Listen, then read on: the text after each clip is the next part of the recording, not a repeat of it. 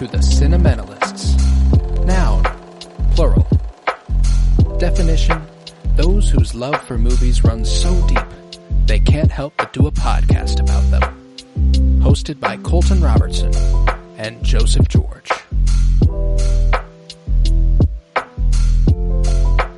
Hello everybody and welcome in to the Cinementalists, where today we are in the penultimate part of our top 100 favorite actors of all time. This is part 9. This is 19 through 11, working our way from the bottom to the top of the list from 19 to 11.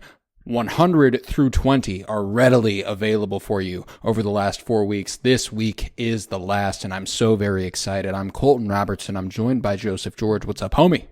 Oh, what up, what up? Always a pleasure to be here. Oh, and it is always a pleasure to have you, and it doesn't get easier. And I mean that as a message about life generally, and I mean that about the list. No, of course I don't mean that in that capacity. Jesus, that'd be grim. No, it's not true, but, you gotta be a little bit more optimistic than that. Anyway, so we've got some heavy hitters to top the list here. Obviously this week brings the top 19, this episode 19 through 11, leaving the top 10 in the final episode. And I know what you're thinking. If you're listening to this right now and you're going, wait, the top 10's readily available, why the fuck am I listening to 19 through 11? Shut up. Just for a second. Shut up for a second. Think about it. Don't you want to think about more cool people? There's a bunch of talented people out there. Don't you want to hear us celebrate all of them? All of them? You should. You should want that. So I've got a fun slate of actors here. And one of the most heartbreaking things about this project is that when we started it, there might be actors who could be on this top 100 who aren't, just because this is such a fluid list. You never know. You watch something and all of a sudden you go, oh shit. Like, since we've started this, I think I've watched something like 30 fucking movies, you know? Like, there's no telling who would be on my top 100 if I started the list now. So before we really dig in, I want to hear a couple of folks who were left off for you. All right. One, I'm kind of there's two people that I thought of after the list started that I was like, they probably would have been on here. And one is one that you said and brought up was Matthew Lillard. And just Travesty. Kind of in more of like it's unfair to include him, I think, is where my brain was going from. Is like, it's like, okay, well, Matthew Lillard, and if there's now a number else, 0 on this list, it's Matthew Lillard. Yeah, dog barked for Matthew Lillard. There you go. It already begins. I mean, there we go. Very fitting. And so yeah, I think that one I'm kind of mad. I think I wouldn't have put him 1, even though he deserves it. I think I would have tried to slot in a Matthew Lillard standard bar somewhere. Yeah, that's what I did. That's how I worked. So I'm kind of mad. I'm very mad I didn't do that.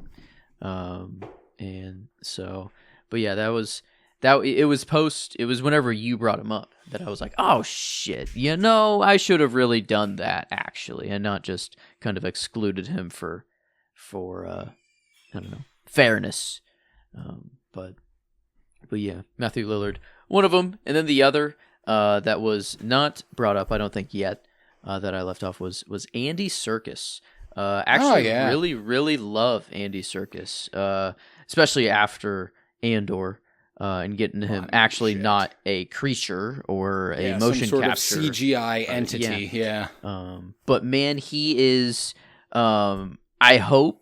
The stunt, didn't Tom Cruise get like the first ever honorary stunt like award because or something like that recently, or was it an Oscar? It wasn't an Oscar. Happen? Yeah, it was something or other. That stunts are recognized. Well, they started doing stunt. They started introducing the stunt category. I think that begins next year, if I'm not mistaken. Okay. But I think Andy Serkis is, whenever they have like a motion capture award, or I don't know, or I feel like maybe it becomes popular enough or something. This man is just the king of kind of like becoming a creature, and doing it doing it just flawlessly. And then, but then I loved him in Andor a lot. Seeing his actual face, and his actual acting was. I mean, the Batman. That's True. That's Alfred Pennyworth right there. Yeah. King Kong back in the day gets swallowed by those worm thingies. Oh, that's such a Andy traumatic Serkis has movie. spun the block. He's been around a long time and done a lot of great work. And yeah, he was a really, really tough exclusion for me too. And it's because I haven't evolved quite to the point where and don't get me wrong, I recognize his work as Snoke and as Caesar and as King Kong even, and just all of this incredible work he's done, Gollum, just across the board. He is unbelievable. He is an unbelievable performer who is willing to just give himself so completely to a role that he doesn't even care that his face isn't exposed for it. The amount of recognition that I'm sure to a general audience he loses. Yeah. Because he's just somebody else or something else. Like that's really what it's like, kind of one of the purest forms of acting there is, ironically, even though he is playing a motion capture entity, is just being like, I don't even care that you will not know this is me. I don't even want you to know it's me at a point. I want you to know it's the character. And I think that that's really, really admirable. Andy Serkis, he's on this short list I have here. I think the list that I have of my top 100 on Letterboxd is like 160 names, and I've got Andy Serkis on it. Real tough exclusion. Yeah, I'm with you. Fuck. And, to bridge that, I've got a couple of superhero names that I left off. It's an actor for Superman and an actor for Spider-Man. So, you know what? And I'll just do all of them. Fuck it. All the ones I don't have and all the ones I don't have on the other one too. All the Supermen I don't have. I don't have Christopher Reeve. Okay. That is the real heartbreaker. Yeah. I would love to have Christopher Reeve, but I don't have Christopher Reeve. I don't have Henry Cavill. Don't care to have Henry Cavill. I don't have Tom Welling, the CW Smallville show version of him. Yeah. I don't have the one who turned out to be a Republican that was in the Adventures of Lois and Superman in the 90s. Dean something, I think. Shows you just how much weight he carries. I don't have David Cornsweet. That's a heartbreaker. He just hasn't been in enough, though. That's the thing. I anticipate that one day he will be here, but I don't have David Cornsweet. But yeah, Christopher Reeve, above all, is the heartbreaker there. And that is really just because, while I love him as Superman, like genuinely maybe my favorite portrayal of any comic book character ever, I don't think I've seen him in anything else. I think I've only seen him as Superman, and that's just not quite enough. Spider-Man, don't have Tobey Maguire, don't have Tom Holland. Yeah. Rough break. That's how the cookie crumbles. Now, obviously, there's a major exclusion there, and haven't said them yet. It's a lot to look forward to. But so those are the heartbreakers: Christopher Reeve and really Tobey Maguire. We talked about Tom Holland quite a bit when Zendaya came up, but we already mentioned he's not here. But yeah, Tobey Maguire, tough exclusion. Christopher Reeve, tough exclusion. But if you're ready to take us on in with your number 19, I am ready, my friend. Oh. Yes, I'm ready to go. Okay. Wow. Yes, we are here. I guess it's happening. No turning back now. Yeah, and really, there's no pressure here. It's just like letting each one drop. It feels like I want to say sorry to every one of these people and being like, you feel too low. You feel too low, but it's top 20, baby. This is the big time. Yeah. And the record, it's the highest honor placement that will ever be bestowed on their career. Yeah, this is what they've been waiting for. They're listening. They're listening with bated breath. Like waiting, like it's Oscar nomination announcement day. Like, am I in Colton and Joseph's top 20? I haven't been said yet. I've been listening religiously for years to Colton and Joseph. Let's find out. If she's listeing, that's a whole different level of things going on. Line. Yeah, I'll stop everything I'm doing. Anne Hathaway will begin the list for this week at 19, And goddamn, I swear her IMDb picture was not this at the start of this project. I swear. It was changed like mid project. It's been, I don't know, staring me down at every little. She's ludicrously attractive. Little every time I go on the tab, it's just boom, she's right there. She's mesmerizing. But yeah, this is the start of, or the continuation of the interstellar love, I guess. I already had Timmy on there. Timmy C. You had Michael Caine a bit ago. Yeah. True, Michael Caine, and then now Anne Hathaway. Love her in Interstellar. Probably my favorite role of hers, for sure. Do love Catwoman. You know, we did talk of her as Selena Kyle in Dark Knight Rises, and that's yeah. I know that Tom Hardy gets a lot of love for his Bane, and obviously you can't go wrong with Christian Bale. That might be the best woman character Christopher Nolan has ever had a hand in. Anne Hathaway generally portrays the best women characters that Chris Nolan has ever had a hand in, because notoriously Chris Nolan isn't great at writing women. That's just the facts of the matter. He and not in a way that's like reductive or anything. It's just kind of like it becomes bland a little bit. There's kind of an every woman thing going on with every woman character he writes. It's just kind of like, I had to write a lady, and that's how it comes off, you know. Now, obviously, looking forward to the Odyssey. Hopefully, Lupita Nyong'o gets a little bit different treatment. I would love to see something else there. Anne Hathaway again popping up in that, but Lupita Nyong'o is playing Helen of Troy, and I would love to see that. God, that movie. Oh my God! Yeah, I'm ready. Very excited, very excited. But yeah, Anne Hathaway, man, I had her quite a while ago. If I recall, but not super long ago. I believe it was the 50s, 54, thereabouts.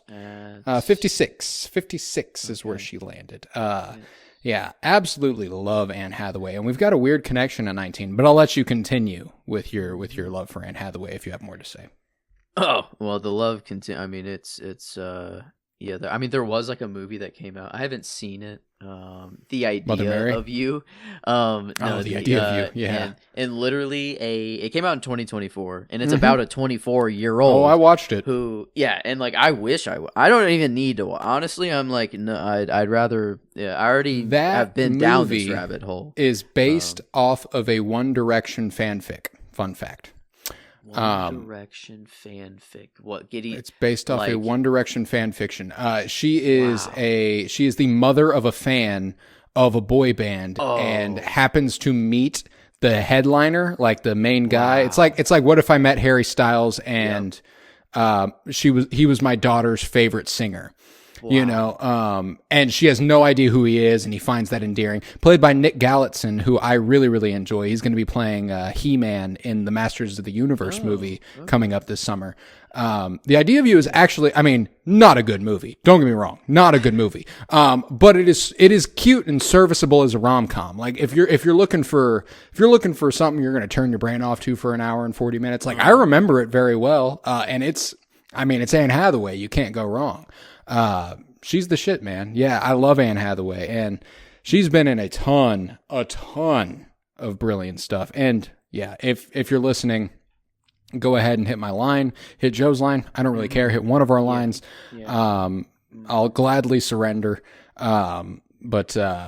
The dogs are missing their keys. Yeah, they're outside. I don't know if you heard me get up at the beginning and run around for a little bit. It was because the dogs kept barking and scratching at the door. Sense. They would have been going wild. They needed they'd be barking for this because it would have been uncontrollable almost. I believe they did bark the first time Anne Hathaway came up back in the 50s. I would have to fact check that, but I'm fairly certain that it did happen. Yeah, man, Anne Hathaway's the shit, and I've got a wonderful, wonderful connection at 19 for you, as she starred opposite this woman in the iconic film, which just got a sequel, The Devil Wears Prada. 19 is where I have Meryl Streep. And Meryl Streep, if you're listening, I will fight national treasure Martin Short for your affections. I'll do it. I won't enjoy it. I love Martin Short, but if it comes to it, I'll do it. I will do it, Meryl. And that's how much. And you know what? Maybe I'd get in the ring with him and I'd bow out because that's how much I respect you. It's too macho to fight for your affections. You know, I surrender. In fact, Martin Short, you can have her. You know, I bow out. You know, I know it was a nail biter, but you know, I'm a generous loser. I can take it. Yeah, love. Yeah, you know, I'm just that good of a guy, Joe. I love Meryl Streep. I love Meryl Streep. She's been an icon for as long as I've been alive, and 20 years before that. She's incredible. The most nominated actress in the history of the Academy Awards. 21 That's gotta nominations. feel good. Like yeah, you're the only one ever out of every human, out of everybody to have been nominated that much as a performer. As a performer, very important. I mean, I guess granted, movies haven't been a thing for that long of human history, but like, you know, I mean, the last 100 years. Well, and this is crazy too. Last 100 years, yeah, she's been doing it for 50 of them. That's fucking crazy. You know, like that's that's almost an unfair advantage. No, but not all of the people who have been doing it that long have come even close to the career accolades she's achieved. Meryl Streep is a treasure unto herself, and some of my favorites of all time. Of course, I'll mention some of my favorite movies, period, that she's a part of. Little Women, as Aunt March. She's so good in that role where she's, you know, the old matriarch who has all the money and really wants Florence Pugh to become, you know, a fine lady, and is disappointed in Saoirse Ronan for not being a fine lady, and so on and so forth. Fantastic Mr. Fox might be my favorite performance in Fantastic Mr. Fox. Contact! I fucking love that as Mrs. Fox. It's one of the better voice performances in the movie. Mamma Mia, icon. Yep. Bodaciously fine. Dude, like, insanely attractive in Mamma Mia. Just an unbelievable looking woman. But one of my favorite performances of all time of Meryl Streep's, and you brought up Anne Hathaway, Devil Wears Prada. That's a lob for me. But the one that super underrated, and she was nominated for an Oscar for this, is a movie that was written by Carrie Fisher. It's called Postcards from the Edge, adapted from a book by Carrie Fisher, and the screenplay in turn made by Carrie Fisher. She is the lead, where she is playing de facto Carrie Fisher. It's semi-autobiographical movie for Carrie Fisher, where Meryl Streep got to play the lead. And she's absolutely incredible in it. If you'll recall, Carrie Fisher's mother was quite famous as the lead in Singing in the Rain and all sorts of movies in the 50s, and was a very big deal. Debbie Reynolds, absolute icon unto her own, but being a part of the industry and then raising a daughter into the industry and the kind of strain that it put on their relationship, Carrie Fisher had a lot to say about it, and Meryl Streep got to bring that to life on screen, and she does an unbelievable job. It is a beautiful movie, and Meryl Streep does an incredible job. So, absolute icon. Again, genuinely so fucking hard to put anybody above her. But that's just how much I love the people who come next. So Meryl Streep at 19. I have the weirdest favorite role from her. Mr. Fox is pretty hard to beat. Her as Mrs. Fox. Yeah, it's a good there. Actually, now that you bring that up, but a series of unfortunate events with Jim Carrey and like Lemony Snicket. The Lemony Snicket, the narrator. She's the aunt that thinks everything bad is going to happen, and then literally everything she's worried about happens right in front of her face. It's like, and she's just so scared. Underrated most recent appearance, aside from Devil Wears Prada 2, Project Hail Mary, where she briefly voices a potential version of Rocky's voice. And Ryan Gosling jests, God, she can do anything. Great. Yeah, great stuff, and I love that she is around to perceive and see just how beloved she is. There aren't a lot of actors who garner the acclaim she has, and are around to see it. Usually the kind of love that she has fostered is given once somebody passes away. It's like, oh, we should remember them for how great they were. But it's like, nah, this woman's great. Fucking let's show her how much we love her now. And I love that. So it's not a lot of people who get treatment like that. Meryl Streep fully deserves it. So love her. Got her at 19. Yeah. Hell yeah. All right. Well, moving on here to 18 is someone you have already brought up. I believe, let's see, with a difference of 23 spots. Nothing crazy. This is where I have Tom Cruise, our Ethan Hawke, the kind of Hunt. kind of the action actor. One you do capital two. V. That is just kind of he defines it a little bit, and kind of one that has been in the game kind of for a long time. Bro's been doing it, still doing it, not aging a single day as he does it, which, maybe the only reason he's a Scientologist, who knows? I don't know. Maybe they're just keeping him young. I don't know. But no, he's out going through the Mission Impossible series. Like, that was, I've always just known him, or I've never really liked him as a guy. I think that's always kind of out, like, I don't know, he's kind of a quirky guy. Still don't, yeah. So yeah, it's like, but as an actor, it was just kind of like he was almost in the De Niro and Al Pacino, like, too legendary for me to even grab onto a little bit. Right. Like, obviously that's Tom Cruise. That's how much weight Yeah. Ethan Hunt carries, by the way. Yeah. Yeah. And then like, after Mission Impossible, I saw him completely differently. Like, it's weird. And he still is Tom Cruise. Even when I'm watching Ethan Hunt, I still think, like, I see Tom Cruise, but, like, for seconds there, I'm like, no, that's Ethan Hunt. Or, like, no, I'm in full Ethan Hunt camp. And, like, that's just a real human on Earth. And this is a sidebar kind of about Ethan Hunt as a character. But it is because Tom Cruise plays him that it gives him so much weight. So it is like it's a weird dichotomy where Ethan Hunt, even though he is functionally a superhero, like if a human was a superhero, is the most humanizing role that man has ever played. Mm-hmm. You know what I'm like? It's one of the most endearing and one of the most relatable. I love my people and I would do anything to protect them. And it's believable because of the way Tom Cruise plays it. So at a certain point, Tom Cruise is Ethan Hunt to a certain degree. And I love that about it, Yeah. He's just incredible as Ethan Hunt. I want his hair and Eyes Wide Shut. I wish I could just, like, snap my fingers and have it that long and not have to go through, like, the awkward growing phase. Let's see, what else am I forgetting? Ooh, Collateral. Tough it out. I always forget about Collateral. Good movie. Good movie. I do need to get to The Last Samurai with him, I guess. Yeah, I've never seen that. My dad, that's a classic dad movie also. Just quintessential dad movie. But yeah, my dad is continuously, because that also has Hiroyuki Sanada, another really unfortunate omission for me.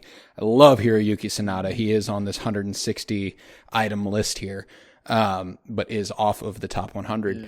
He's, and I love Tom Cruise. I love Hiroyuki Sanada. I don't know why I wouldn't love that movie. And I think the reason I've never engaged with it is because I was always concerned that Tom Cruise was the titular Last Samurai.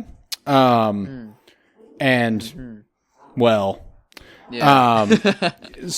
I never really engaged with it for that reason. And then recently I was talking to my dad about it and I was like, I just don't like that, like, the movie's called The Last Samurai and it seems like Tom Cruise is the Last Samurai. He goes, oh, no. Tom Cruise is not the Last Samurai.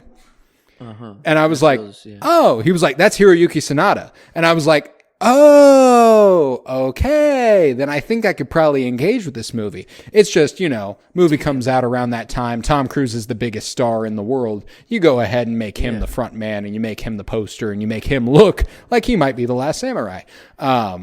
They did the reverse Batman Begins with Ra's al Ghul and yeah, exactly. Liam Neeson. Like that's crazy. They pulled the complete Uno reverse card.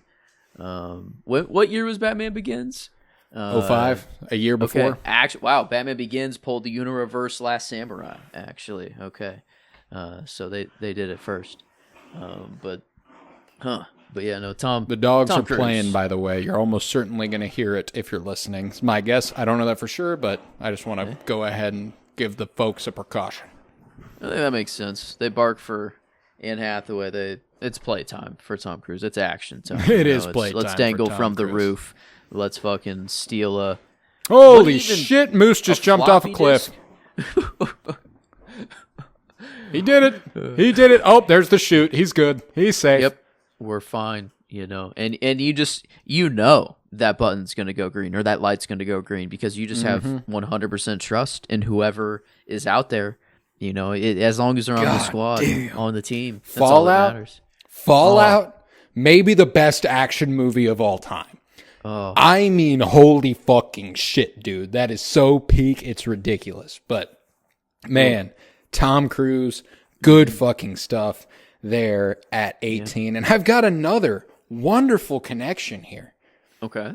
I can't believe 19 and 18, you've picked people who star opposite people that I have at 19 and 18. Cruise.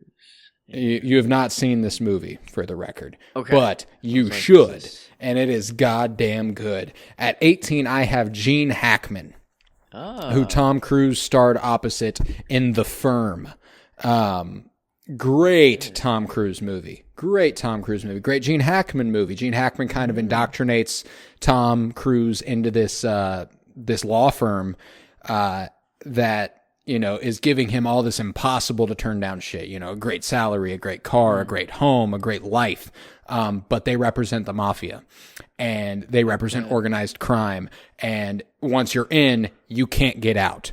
That's the idea. So it's like his hope is to get him so far in that he is buried in it before he can even realize he's underneath it. And that's so peak. That's such a great fucking premise, and I absolutely love it. But Gene Hackman is one of the GOATs. Just truly one of the greatest performers of all time. He's given maybe the best Wes Anderson performance ever in The Royal Tenenbaums as Royal Tenenbaum. About as good as it gets there. I mentioned Christopher Reeve as somebody I left off here. His Lex Luthor was perfect for the Lex Luthor of the time. Obviously the character's evolved quite a bit, and now Nick Holt is kind of the perfect Michael Rosenbaum, even in Smallville and stuff. There's a lot of really, really great modern depictions of Lex Luthor, but as far as the campy vision of Lex Luthor that used to exist, Gene Hackman fucking kills it, dude. Luthor. Yeah, it's fucking good. Why is what's the number 200 have in common for us? It's your weight and my IQ. Yeah, fucking gold. I love it. Some men can look at a gum wrapper and see the secrets of the universe. Yeah, I fucking love Gene Hackman, dude. Another great movie, The Conversation. That's a Gene Hackman, Francis Ford Coppola picture, where he's like an audio surveillance expert, and he overhears something he feels like he probably shouldn't have overheard, and now he fears he's on the run, and all that good stuff. Great premise. The Birdcage, I brought that up with Robin Williams earlier. Another great movie. He's also in Postcards from the Edge with Meryl Streep. That's a funny connection I forgot about. Okay. He plays a movie director in that. But yeah, Gene Hackman, just incredible career, incredible actor. Rest in peace. Absolute legend. I have him at 18. Okay. Well, moving on here to 17. Lucky number 17. Okay, yes. Already been said before. I don't know if there's any connections or weird. I guess there's probably going to be one to come with whoever you have at 17, maybe. But I doubt it. Where I have Jim Carrey. No fucking way. No, I'm just kidding. No connection. But yeah, love it. I guess, yeah, you already had Jim Carrey. The difference for him pretty big. Yeah, 77. Okay, so he's the new king. He's the new king, I guess. Wow. Will yeah, not Oscar stand, Isaac, by the way. was Robin Williams was at 65. Whoa, that's cool. I had Robin Williams at the spot below Jim Carrey, so that's cool. Dang. Wow. Okay, yeah. And then now a little bit further of a distance away. So yeah, 77. And yeah, I think there's going to be some crazy splits for sure. But okay, yeah, the new king, I guess right now, Jim Carrey. And growing up, I mean, he was Dumb and Dumber was just maybe one of the most essential watched viewing movies. Yes, and yes, I would of comedy movies. I mean, I think it's my favorite, but I don't know if that's just because like it was the comedy movie that I grew up with. And I think Get it the probably hell is out of now. here. But I don't know. I think this is even growing up. Like I still laugh. Like the jokes they I don't know. It's a very childish movie on the scope of it. But like it just gets me to laugh every time, no matter what. It just brings it's a you funny back. fucking movie, Yeah. man. And yeah, it just so I mean that he's been a kind of a staple ever since my childhood for that. And then we already brought it up, the series of unfortunate events. I guess Meryl Streep. Fuck yeah. And Jim Carrey. There we go. One connection, There you I go. guess, so far. But yeah, I had to get him there. And then we had a Jim Carrey kick, of the 52-year journey whenever we hit the 3 good ones and 3 funny ones. Was that the idea, or was it? We did. So we were doing 7 movies, 7 days for the year 1994, and we happened to hit the fact that in 1994, no, hold the fucking phone. In 1994, Dumb and Dumber, Ace Ventura, and The Mask came out. Damn. That was 1 year's Holy work for shit. Jim Carrey. That's Holy fucking crazy. shit, So, yeah, no, it wasn't that we were like, oh, let's just do a couple funny movies and a couple serious. No, it was because we were doing a theme for the year 1994. Yeah. And Jim Carrey was in 3 classic comedy movies that year. And that's an insane stat. The year after, not as iconic, but he goes on to be the Riddler in Batman Yeah. Forever the next year. I mean, but yeah, that 94 was it. I mean, he peaked. The Heater. Holy The shit. Heater. What a Yeah. crazy run. Damn. And then Somebody stop me. Like, somebody stop him. yeah, He's begging. And who knows what's going on with him nowadays? Whether he's I real, don't. whether it's still him, a clone. He's really It's all- eccentric, and I Yeah. really, really love it. I love his energy. Really talented artist, by the way. He does a lot of painting and that sort of stuff, and he's really, really talented. So, I love me some Jim Carrey.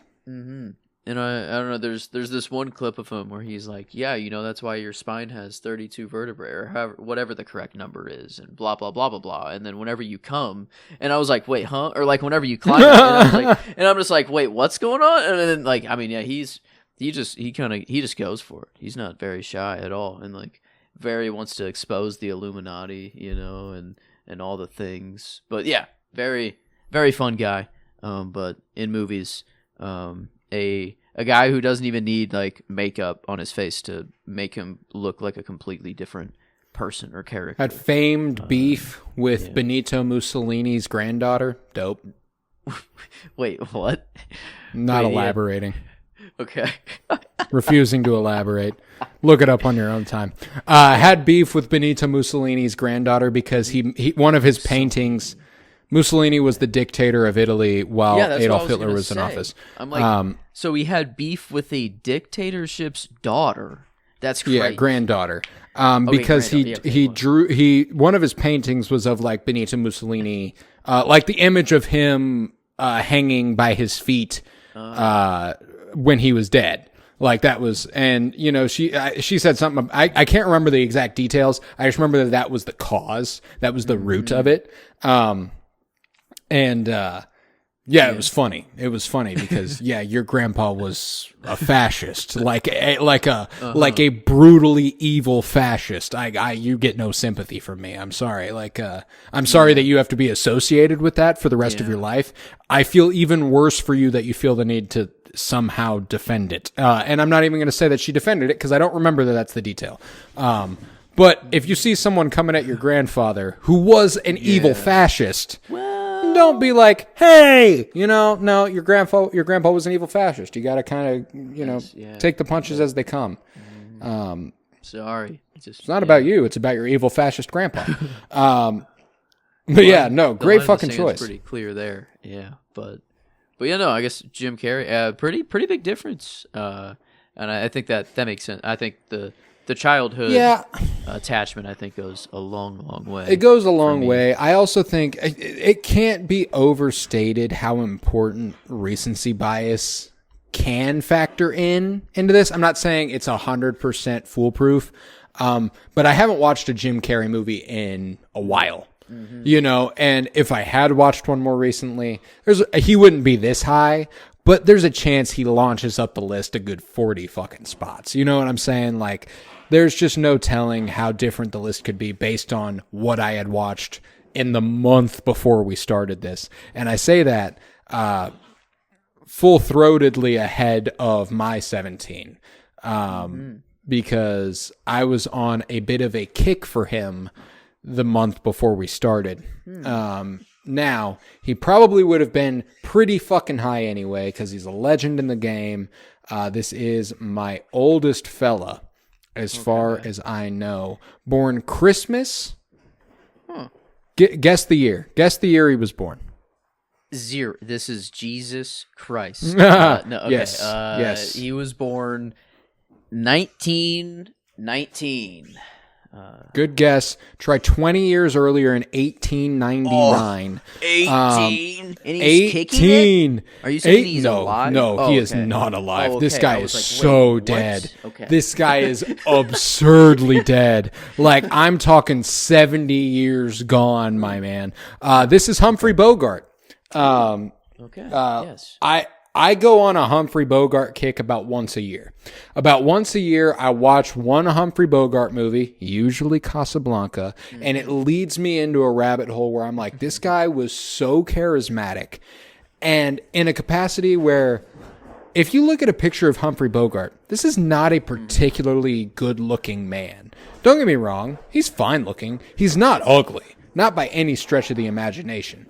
But you wouldn't think ever, probably, just upon a picture of him, wow, this guy's hot. You know what I'm saying? But then you watch him and stuff, You're like, to have and have not. You watch him in The Big Sleep. The Big Sleep is one of the sexiest movies I've ever seen, and it was before a time where sex scenes were even fucking allowed. You couldn't do it, like it wasn't, it wasn't allowed yet.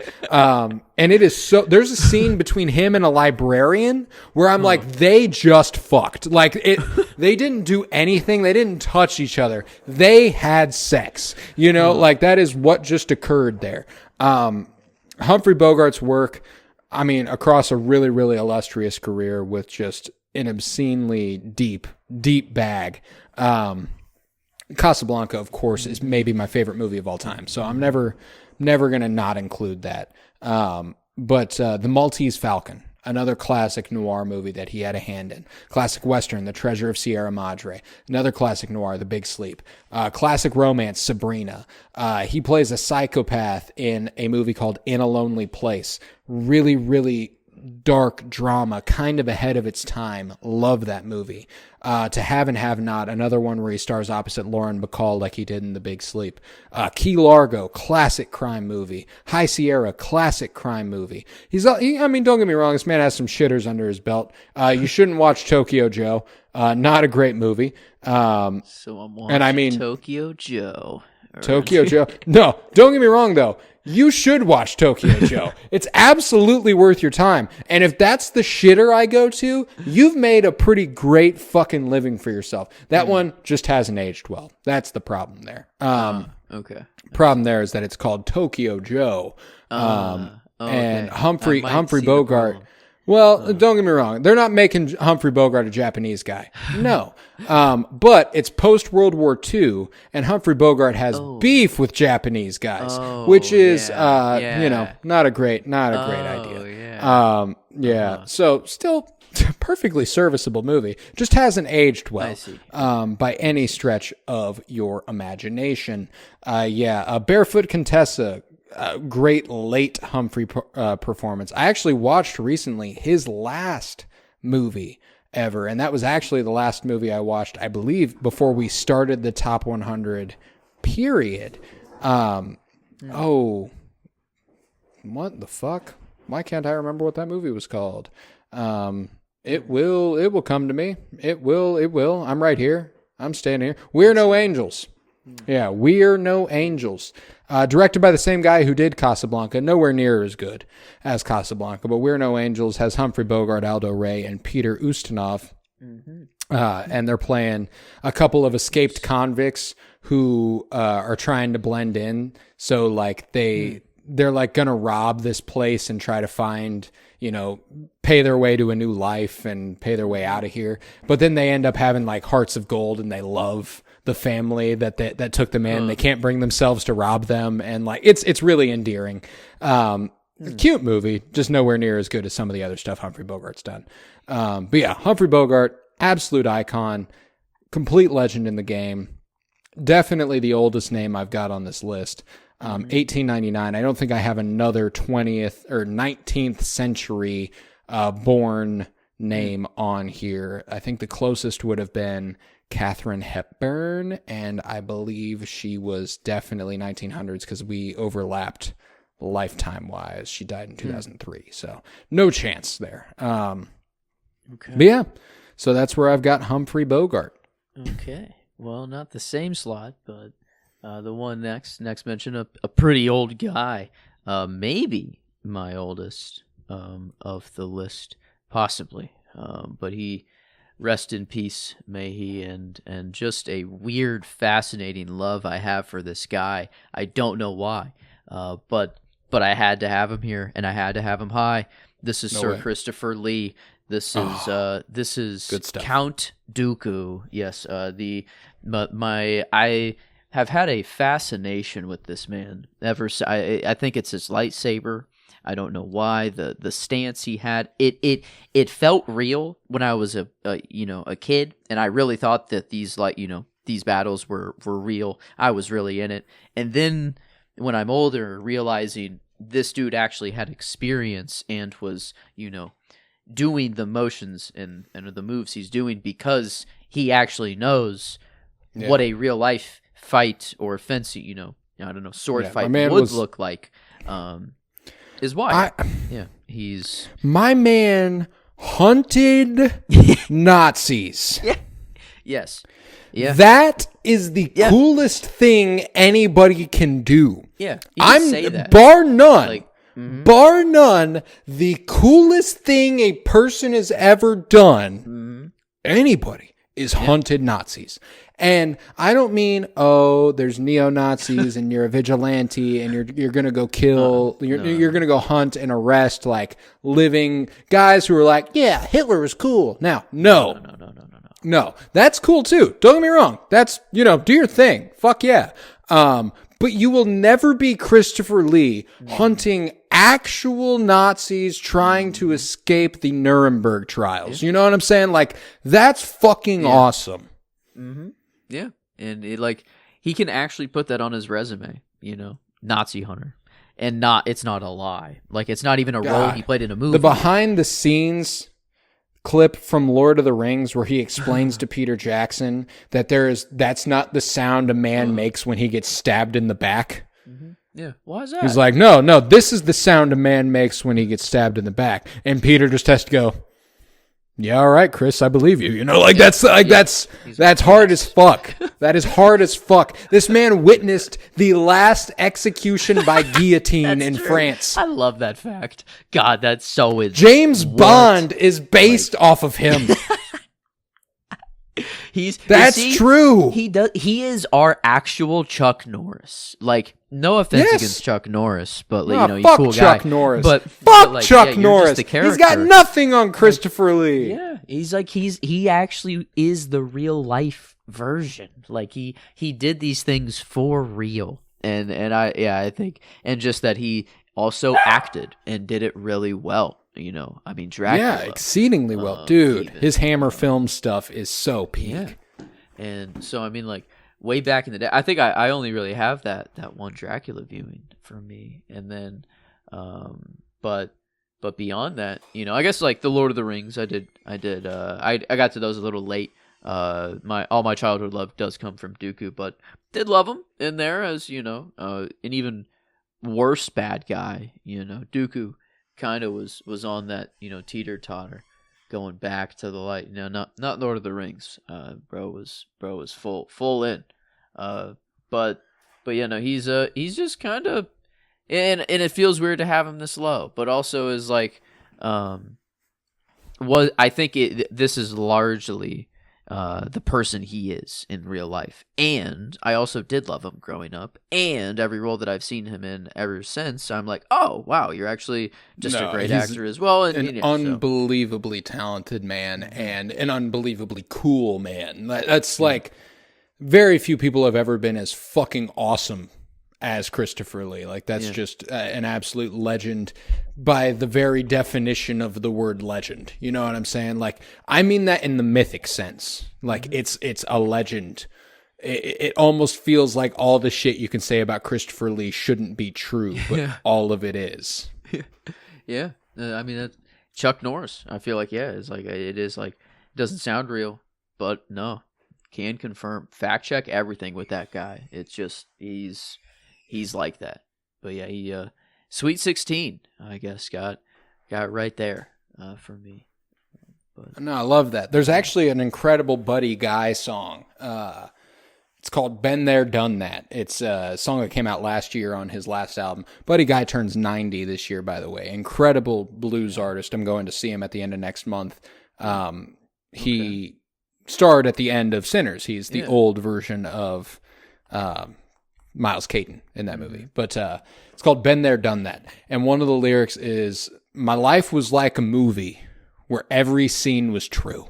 And like, that's very simple lyricism, but it's hard as fuck to be able to say that. You know what I'm saying? Like, he talks about how he's been all around the globe. He's performed for presidents in the White House and the Queen in the castle. And like, he's like, I've done all of this shit, dude. Like, I'm him. And that's such a fucking flex. And so few people can say shit like that. And Christopher Lee is the kind of motherfucker who can say shit like that. Like, that's real as fuck. So I've got a similar pick in the sense that my love for this man is kind of strange. Like, it's I haven't seen him in a ton of stuff.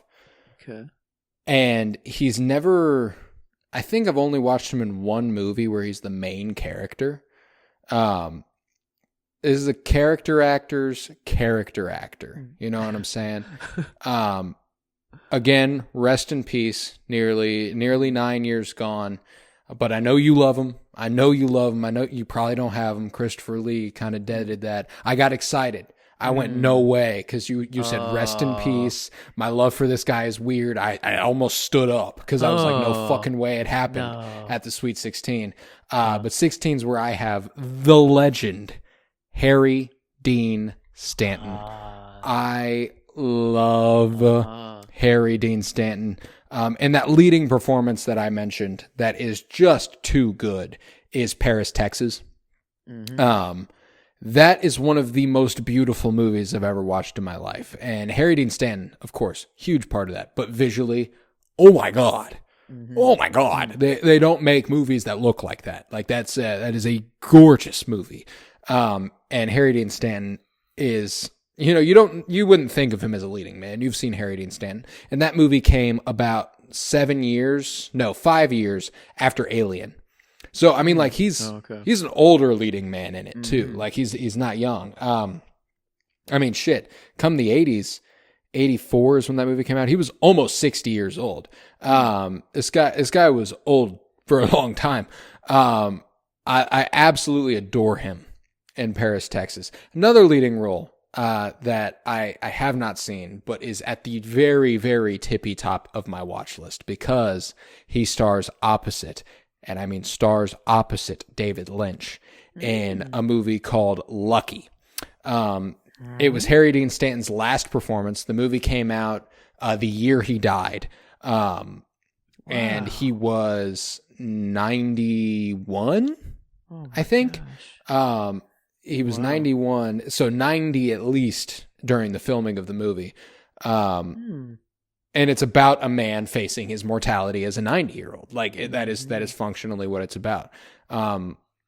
And I've seen clips and I've watched a little bit of the movie. And I've watched enough to know that he is just a marvel in it. But of course, his work with Lynch, not just starring opposite him, but being directed by him in Fire Walk with Me and in Twin Peaks: The Return. The Return. That, I mean, I won't even begin to talk about what the scene actually is. But his response to that scene, and him walking up to that woman and comforting her in that moment, again, that came out the year Harry Dean Stanton died. He got a couple of things in those last years. Like he worked until the day he dropped. Like he was an iconic character actor. I mean, microscopic role in the Avengers, which is hilarious. He's the janitor who finds Bruce Banner. That's a thing that happened in his career. The Last Temptation of Christ, he was directed by Scorsese, stars opposite Willem Dafoe. Green Mile, of course. We recently talked about that. But again, the Lynch stuff is really, it's really what makes him for me. He has one scene in The Straight Story. One scene. And when I say, oh my God, does it make me fucking lose it? It makes me fucking lose it. Like, it is a beautiful moment in a beautiful movie. But above all, the quintessential Harry Dean Stanton movie is Alien. Right. Is that all you can say? You just say right? Right. He's fucking gold, dude. I love Harry Dean Stanton as Brett. That is him being the working man, rolling with Parker down there. Absolutely love him in that. First to go, first victim, besides John Hurt, of course. Besides the one who the chest burster literally bursts out of the chest of. He is the first one to be claimed patient zero by the xenomorph. Harry Dean Stanton, number one. And great performer. So love Harry Dean Stanton, and I've got him all the way up here at 16. Okay. Well, right into a right. All right. Okay. Already been mentioned, but for me, landed at 15 is where I have Matthew McConaughey, and another guy who kind of like Tom Cruise, where the real person in real life is kind of hard to latch onto sometimes. I think Matthew McConaughey is a lot easier. It's just sometimes he can go over the top, tons easier. Yeah.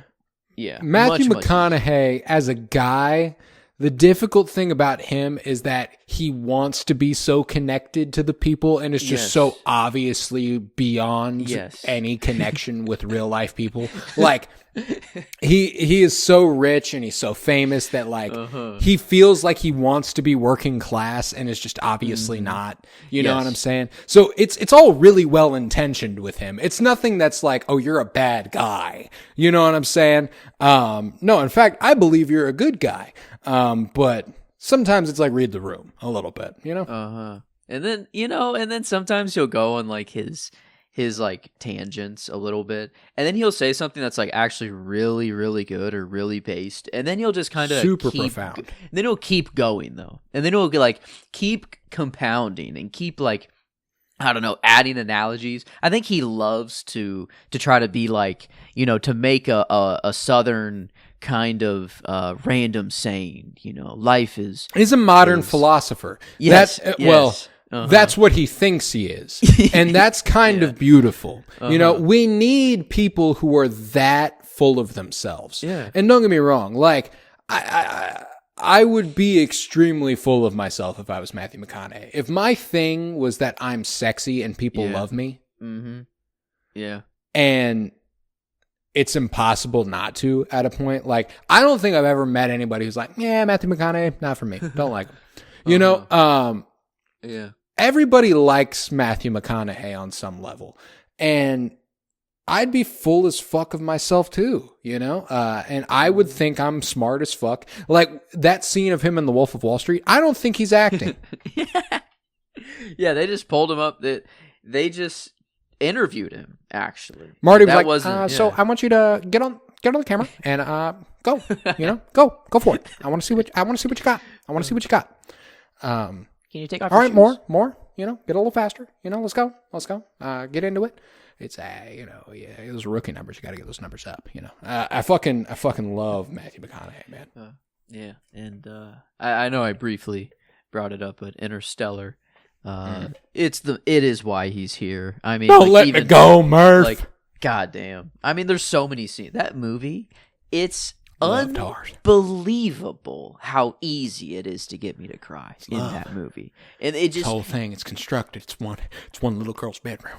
Yeah, I fucking love it's for him, her. Dude. Like, and then he's so happy that it's for his daughter. And then it's like, oh my God. And then him seeing all the tapes, you know, and then Murph pops up, and then he cut back to him. And don't then let it's me just go, like, Murph. No, Murph. Don't let me go, puddle. Murph. And, yeah. God damn. He's so good in that, dude. It's my favorite movie of all time. I don't think any movie will top that.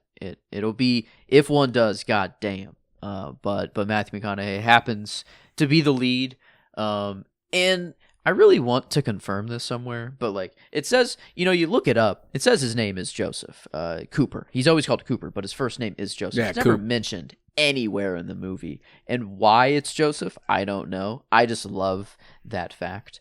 That Coop, I guess his first name. You share a name with Coop. Yeah. In some script, maybe. His name is Joseph. Your name Cooper, Dale Cooper. That's awesome. Oh, dude. Best of both worlds. Wow. Cooper. Coop. Two Coops. Two Coops. It's everywhere. Two Coops. Two my Coops. God. It's everywhere. My God. But yes. But no, Matthew McConaughey, he had to be up here for me. I guess, yeah, another you have had him, correct? Isn't that right? Yeah, it's 63. Oh yeah, I had him a while ago. I had him one spot above Timmy C. Is it at 15 that he's at for me? Or is it on 6? Yes, 15. So it's 48. Pretty sizable gap. Pretty sizable gap there. Yeah, I like that. Mm-hmm. I like that a lot. And now we're at a point now where Matthew McConaughey has a barrier. There are people I have left that you definitely don't have. And now I know. Mm-hmm. You know, like it's over. Okay. It's over. It's past. There's no way you have some of these people above Matthew McConaughey. Okay. Not that I really expected you would, strictly, you know what I'm saying? But not that I really expected you would have them, I mean. But now I know for a fact you do not because of Matthew McConaughey being at 15. And one of those people comes at my 15. That is a really, really legendary actress who I know you fuck with, but was curious to see if you fucked with her this heavy. Okay. Is Frances McDormand. Okay. It's curveball, actually. Not who I was thinking. Yeah. Okay. No, I love Frances McDormand, man. And, of course, she's become a bit of a West regular via Moonrise Kingdom, The French Dispatch, Isle of Dogs. She's been around the block. Best Actress winner for Nomadland. All of those movies, by the way, that I just said, all four of those, we've covered. Yes, we've covered all of those. But it's kind of the tip of the iceberg for her. This is one of the greatest actresses alive. Just one of the best to ever do it, really. And her work with the Coen brothers really stands apart. Blood Simple, the first Coen brothers movie, and I believe Frances McDormand's first turn is amazing. Raising Arizona, fucking hysterical. But the best Coen brothers, or the two, I'm going to go two best Coen brothers movies that feature Frances McDormand are Fargo and Burn After Reading. And I've brought up Burn After Reading already for Tilda Swinton and when you brought up Brad Pitt. Frances McDormand is outstanding in this movie. So like, aw, you don't have to think that about yourself. You know, like she wants like enhancement surgery. That's like her goal of the movie is to get enhancement surgery, look better via surgery. And she will stop at nothing to do it. Like she hates herself and she's like, I can't stand the way I look. I need this. And that sounds a lot more sad than the movie makes it. The movie makes it fucking funny. The movie's hilarious. Okay. But, there is a little bit of you that's like, oh, Frances, come on, you know, like, you're hot. But you know, Fargo, she is a Midwestern small town Minnesota cop. And she, you know, happens onto a mystery that is, you know, just ridiculous, absolutely ridiculous, incredible movie. If you've never seen Fargo, I can't recommend it highly enough. She was also in Primal Fear. I brought that up for both of our Ed Norton picks. She's spun the block time and again, and genuinely one of the best actresses living. The French Dispatch will always be one of my favorite roles of hers, where she played Lucinda Crements, one of the writers for The French Dispatch, and gets to do a lot of scenes opposite Timothée Chalamet. But, you know, Moonrise Kingdom playing the abusive wife of Bill Murray, not funny, but a little funny. Isle of Dogs, she voices the translator, narrator, kind of. Oh yeah. You know, she's the interpreter. I love that role. She's done so much and she's so lovable and she's so obviously talented. Nomadland, as much as I'm just kind of lukewarm on the movie, that is one of the most amazing performances I've ever seen in my life. The immersive idea of that movie where she genuinely lived a nomadic lifestyle, immersed herself in a nomadic community, and people were like, how long have you been doing this? This is a documentary crew, right? You know, like, this is a documentary crew you have following you? Nope. I'm making a feature film and I'm going to win Best Actress and this movie's going to win Best Picture. I'm a millionaire, actually. Yeah. No. I'm fine. She's fine. But I loved that the point of that movie was that I'm fine too. Like all of them were fine. And like that's kind of fucking awesome. That was a movie that I remember watching it and it made me like really sad. Yeah. The first time I watched it. And then like we couldn't record on it for a couple of days. And by the time we got around to recording it, I was like, this movie's actually fucking beautiful. Yeah. You know, like it's actually really weirdly positive. And I remember feeling really, really good about it. I haven't watched it since. Not a super revisitable movie, but one that I almost certainly will at some point. Yeah, it absolutely does. So Frances McDormand, I've got her at 15. Okay. All right. Number 15 here. I'm thinking, you know, this will be the start of the overlap. Everyone else you've either mentioned before. I didn't think you'd have Christopher Lee. I love the man, but you know, I think that I was pretty singular here. That is a you thing. Yeah. But I think this, you know, you haven't said him yet, and I'd imagine. And it's kind of weird. It's like I don't want to steal thunder. It just happens. No, there's not a lot of names that, like, genuinely, there's not a lot of names that you have said that I haven't yet. You know what I'm saying? Like that hasn't happened a lot. That's more a me to you thing. But I like this. I like the new feeling. It's fresh. You haven't done it in a really long time either. It's been a while since you did it. I know. So I'm ready. Yes. And this is our recent Oppenheimer. This is Cillian Murphy at 14 for me. So I don't know. I know you've been on a recent kick. You know, I did watch Peaky TV Blinders. Kick, Yeah. So that's pretty high up there. But I've had a lot of Peaky Blinders actors involved too, and I've made sure I brought it up. So it's very reasonable for you to assume that I have Cillian Murphy. Yeah. And that was a while ago for me, the Peaky Blinders kick. But man, when I was in the middle of that, holy crap, was Killian just like Thomas Shelby is the fucking shit, dude. Oh my god, yeah, I'd go to war for that guy, even though I don't really agree. You know, many do. Yeah. I mean, I go back and forth. There are times where I'm screaming at Tom, you know, you fucking idiot. Oh, he sucks. Like, oh, you're a genius. He sucks. And then he sucks, but he's the best. Yeah, you know, he falls in line with Tony Soprano and all of these legends of TV, where you're like, God, I hate you, but you're magnetic. You are magnetic. I fucking love it. Yeah. And I guess Oppenheimer is like, I can't. Is like a. I mean, he feels bad about it. It's not like he's gloating and being like, "Oh, I'm the shit making the bomb," you know, or whatever. But no, it's kind of you can't really like Oppenheimer too much. But is it like it's more the invention, I guess there. But man, what a movie to have under your belt now.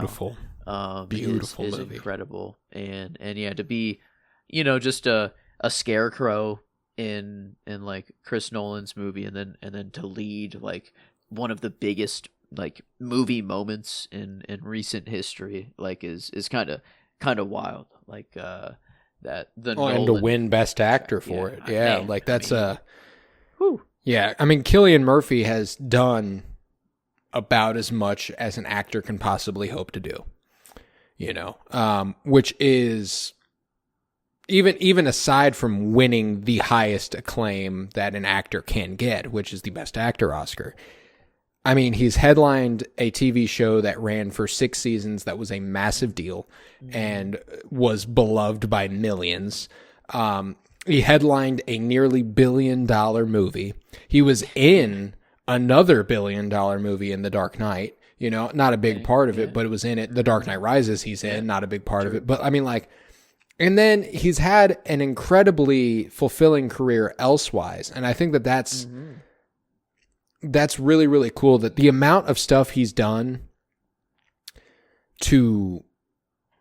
that feels like it's for him is really awesome. And the fact that some of the stuff that is for him overlaps with stuff that's going to be a giant deal is also really cool. Yeah.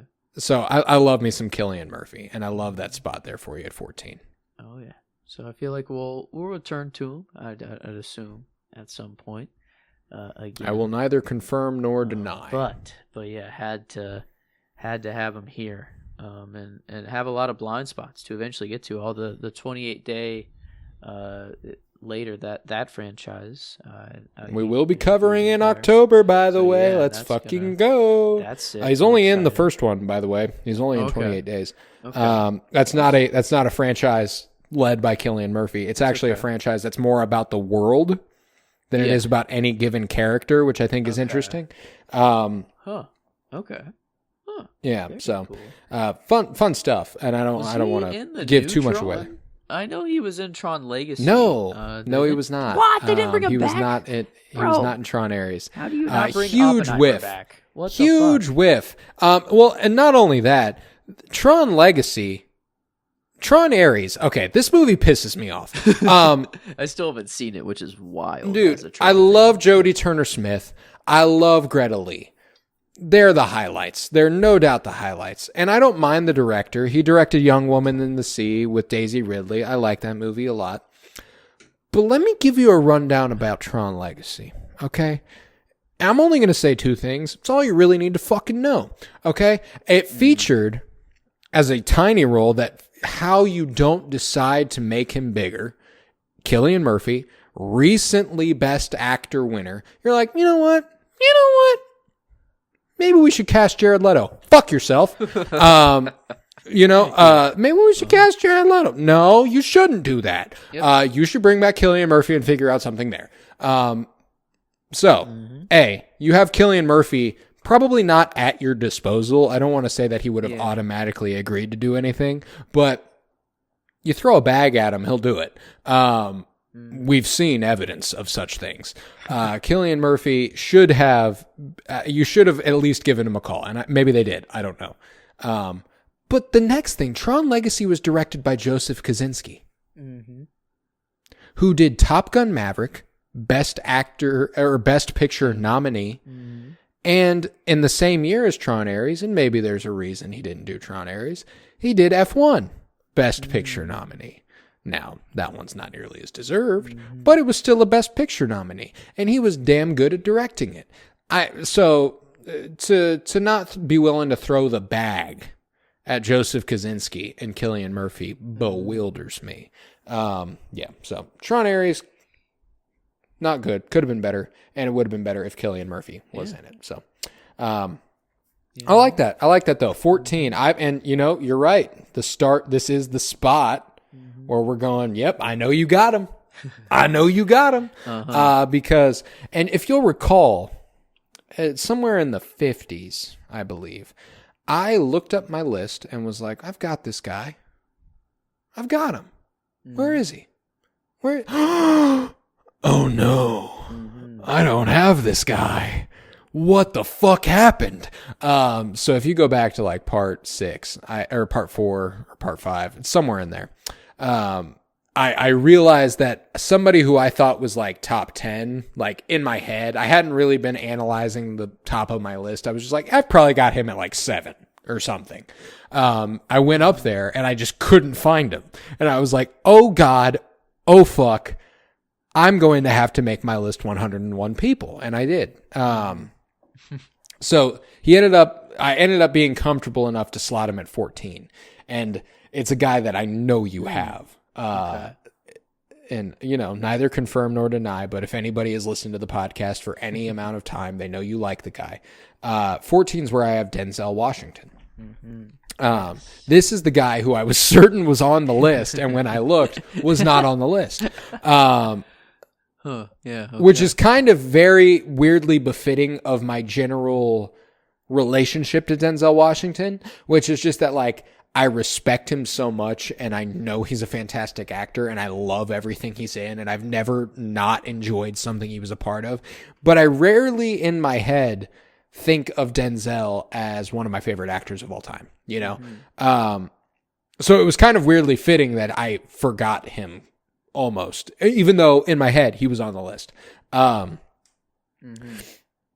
Now, this is the spot that I reserved, and which is funny because it shows kind of how differently we evaluate these sorts of things. You're Robert De Niro and you're Al Pacino, where you're like, I know they're a legend, but I've just never really connected with them. I was like, I know he's a legend, so I'm going to put him fucking high. You know what I'm saying? Like, I love Denzel in Malcolm X. That is probably my favorite turn of his across his career. American Gangster. Holy shit, is he gold as Frank Lucas. Shit, I mean, even a couple years ago in Gladiator 2. Yeah. He's fucking electric in that. He's electric. I love him in that. Highest to Lowest last year with Spike Lee. Great movie. One of your favorites of all time. Maybe your favorite movie ever, Book of Eli. The best movie of all time. Yeah, the best movie ever made, as you know. Almost. Naturally. And we covered that. That's actually the first episode, or the third episode of this show ever, if you go back in the Cinementalists catalog, after Tron Legacy and Casablanca. Wow. That's right. All of which have been brought up in this episode. So that's worth something.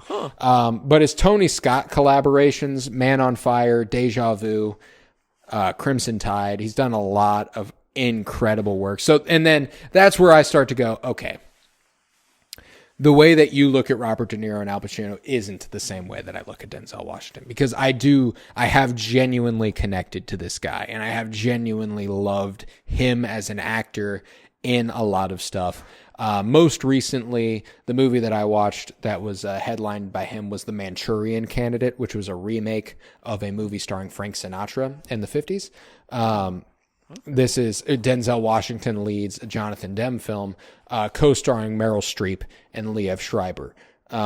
You would love The Manchurian Candidate. I cannot recommend it highly enough. Don't look up a single fucking thing about it. I hear you typing. Don't fucking do it. Don't do it. It's close. It's done. No, I mean, don't get me wrong. That's a good movie. You can look at though. the premise. No, It's that's fine. a good movie. No, that's how you know it's good. Is like, no, you want to go in blind. You just want. You do want to go in blind. You want to just experience. That's a thriller. It's a mystery. There's a lot going on there. There's conspiracy. You will love The Manchurian Candidate. So, in fact, scratch whatever you're doing tomorrow. You've got a job to do. But yeah, Denzel. I mean, that guy's a legend, and everybody knows it.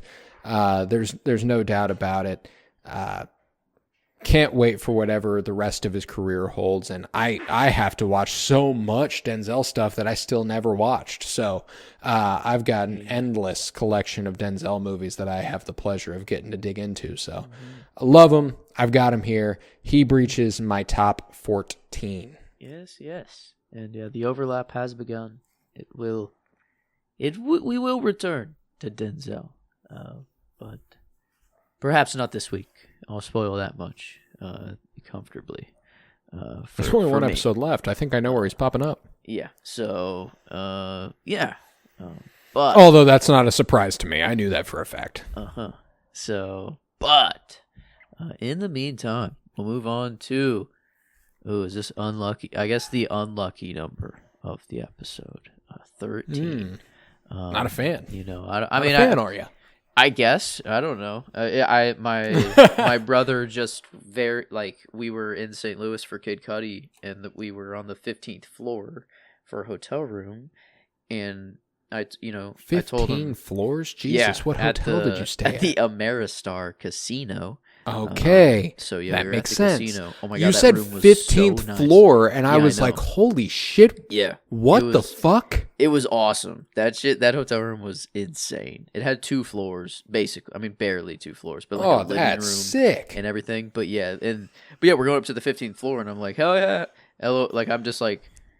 I feel like it's such an obvious fact of the not having a 13th floor that I was like pointing it out as like the obvious fact that you point out in an elevator, and my brother was like, wait, what? He's like, it was the first time he's ever learned it. So I mean, actually, I'd forgotten that fact, so it's funny that you bring it up. I have known that. You reminded me of it, but I'd completely forgotten that buildings that large don't have 13th floors. And it actually a number that scares people enough, or engineers or architects. I don't know who it scares, or like who decides no 13th floor, but the 13th floor is still there. It's just the number skips, you don't, it's not like they just skip building a floor and there's just vacant. No. You literally can't do that. Yeah. It's not possible. It's like, so, I mean, it's not like the floors on the 12th floor are super fucking high. No, like, that'd be kind of, and even then, if the there is a 14th building floor would out still there, be the 13th floor. It's just how it would work. If there is a building out there that actually just has a floor vacant at completely unused, that's scarier. I know. That's scarier. Oh, dude, that's actually the haunted. That's a horror movie. That's the Backrooms. Let's go. Let's write it right now. The Backrooms movie. We should see that this weekend. By the way, we should see that before you go back. I really, really want to see that. Yeah. Renee Ren's. I feel like she would tell Eljafor. I'm really excited for it. So. You're gonna end the movie and walk out the tunnel, and it's gonna be in a back room. We're gonna teleport. Dude, that movie's gonna terrify me in the best way. There are very few movies that I'm like excited to scare me. I'm a pussy. Like I don't like horror movies. I'm an absolute bitch when it comes to horror movies.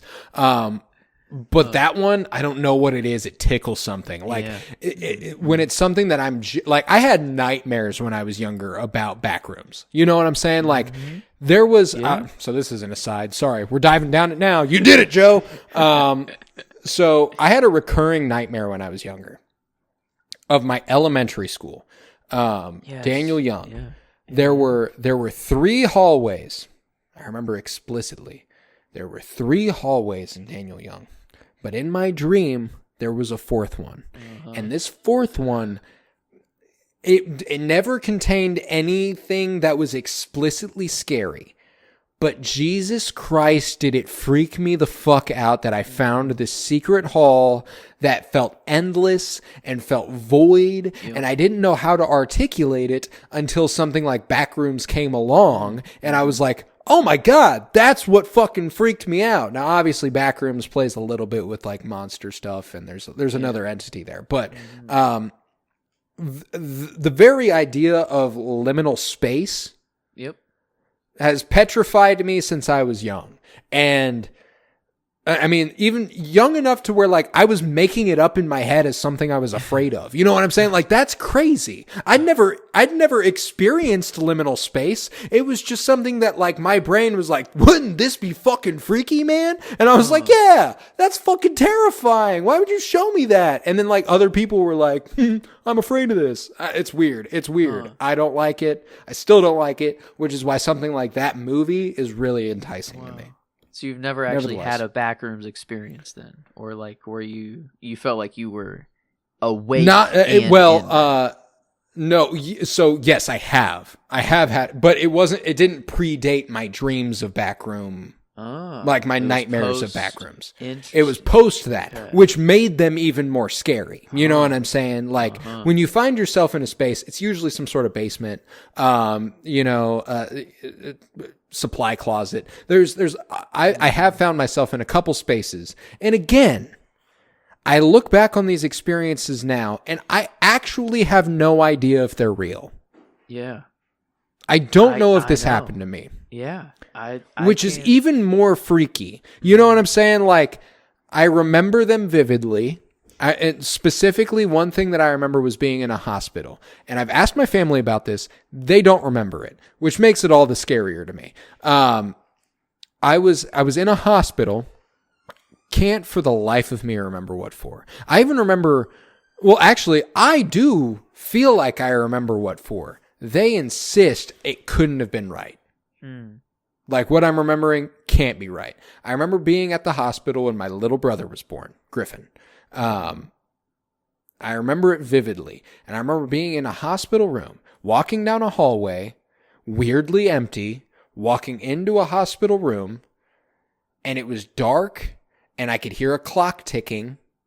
Just what? Okay. And I was just there for a little bit. And then I walked out of the room because I was like, this is fucking freaky. And I walked away and I walked back to the room where my parents were. And they were like, that's impossible. And it was dark and it was nighttime out. And my parents were like, that's impossible. Your brother wasn't born at nighttime. So I'm like, what the fuck happened to me that day? I don't know. I don't like to think about it. Okay. And again, might have just been a nightmare. I have no idea. Yeah. But I really, really, really vividly remember it like it happened. And that's the thing. It wasn't like a normal and that's, I don't like thinking about it because I feel like I was there with somebody and that's weird. Whoa. Like that. And I don't remember who. Yeah. I don't remember who. I felt like someone was in the hospital bed, but like, there wasn't. So yeah. Yeah. I don't like talking about it. I've got chills talking about it right now. Maybe we got to go see that for sure then. Yeah, that's a... Yeah, I'm like, that's why I'm like, it's a freaky fucking premise. Nevertheless, I don't remember how that came number up. 13. There you go. Yeah, the mysterious floor. Yeah. Freaky number. Freaky... Is she in any freaky roles? I don't know, not off the top of my head. But this is where I have my Padme, Natalie Portman at 13. Not Black an Swan unlucky. is a little freaky. Oh, okay. I've never seen. So I guess it's not a horror movie, but it's a little freaky. Okay. Yeah. I guess I don't know the makeup. I know the costume or kind of but I wouldn't have thought freaky or like a psychological drama. Okay, psychological thriller. Okay, interesting. Yeah, but no, her alone as Padme and in V for Vendetta kind of is enough for her having the kind of childhood attachment. I don't think I had a bigger childhood crush on anyone else. Maybe someone else, I guess, who is still to be named. But no, Natalie Portman was kind of like the ultimate. Ooh, that's exciting. No. Yeah, I would love to take Anakin's place, not have the children be murdered and just take not become intergalactic fascist. Kind of insert, do a switcheroo and rule the galaxy the right way with Padme. That's the ultimate. That was the childhood fantasy. It's still to this day, I guess, the fantasy. But you turned her against me. Yeah. But no, even in her later stuff, as my heart. Jane Foster in the Thor movies, I guess, is it's okay. She's doing the most she can in those movies, but no, and I mean Thor. That the romance that develops between Jane and Thor in the first Thor movie is really good. I like the first Thor movie a lot, and frankly, don't get me wrong, Thor: The Dark World isn't great, but it's nowhere near as bad as people have made it out to be over the years. You know what I'm saying? And her getting to go to Asgard and her like flying through the Einstein-Rosen bridge and like being like awed by it, like she kills that role, dude. She's so good in that. Yeah. Yeah, she, taking it all the way back to 95, even in Heat, she get the young, however old she was young in that movie, but like, she's very small child. That's quite a movie, quite a cast to be in with at that age. That's kind of crazy. And then she's freaking the Queen of Naboo, and I believe it. Dogs. This is your cue. But they outside again. They outside. Yeah, They would be. I believe they did when I brought her up too. So this is funny. Like I don't think I'm making that up. But yeah, Natalie Portman was born in 1981. Okay. The Phantom Menace came out in 99 and was filmed over 97 and 98. She was 16, 17 in the Phantom Menace. And then Attack of the Clones, of course, she is, 19, 20. But, like, it's crazy how long she's been so egregiously talented and how gifted she was from a young age. She's a truly, truly incredible performer. And again, we pointed out Thor.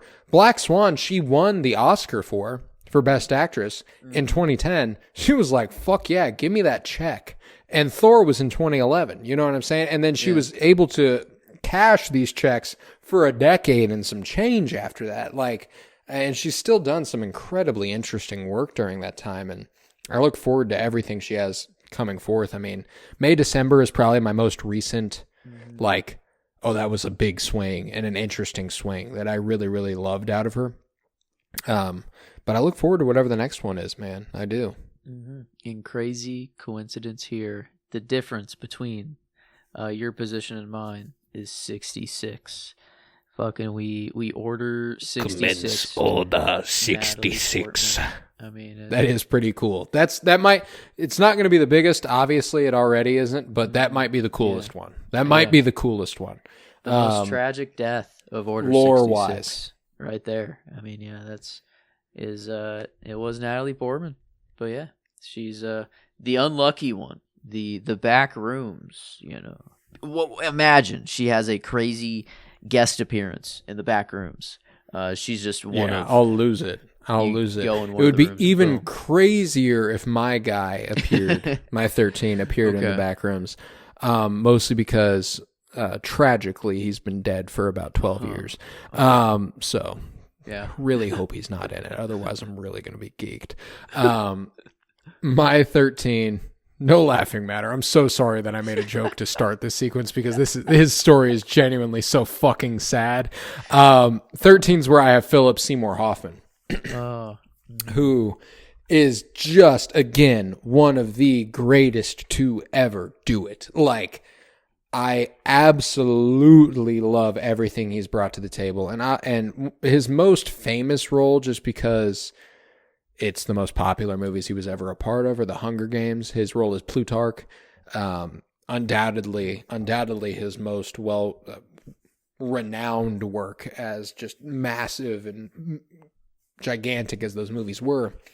But his work prior to that in The Big Lebowski, I've brought that up time and again during this series, and his role in that is fucking hysterical. He's so good. And again, you brought up Andy Serkis at the start of this, which I complimented Andy Serkis as being, just a really pure actor in the sense that he's willing to give himself over so fully.